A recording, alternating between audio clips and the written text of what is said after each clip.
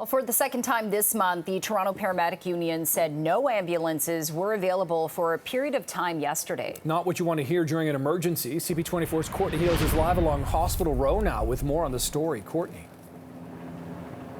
Good morning, Nick and Jennifer. And Code Red is a term that paramedics will use, sounding the alarm, sharing that there are no available ambulances within an area and that neighboring communities will have to step in to help. And that's exactly what happened last night, according to Toronto's Paramedic Union. Now, we received word of this through a social media post online suggesting another Code Red for the city of Toronto, the second in just a couple of weeks. We'll share with you now what we saw on social media, suggesting there was also an unconscious elderly person forced to wait almost half an hour for paramedics, and an ambulance from Peel region had to be called in. I mentioned this is the second time in a matter of weeks. Earlier this month, we heard from Toronto's paramedics, the union suggesting another Code Red, meaning a shortage of ambulances. And often what happens in this case, guys, there's a high number of calls within the city, and of course they would prioritize those that need to be responded to right away. And if there is a shortage of ambulances, then someone, say from Peel region or just north of the region, would step in to try and cover the area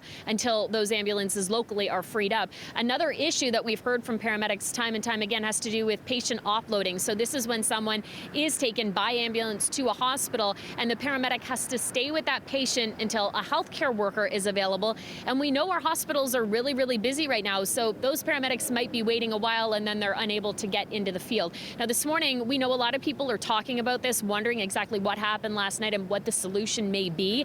We've reached out to the Toronto Paramedics Union to get more details, also through the City of Toronto, the Paramedic Services, to see if they have anything to share on this. But Jen, we also know the message from paramedics has been more support is needed, putting out a call to municipal governments, provincial governments to invest more in paramedic services so that they're able to respond to those emergencies right away. Over to you. Okay, Courtney Heels reporting live along Hospital Road this morning. Thank you.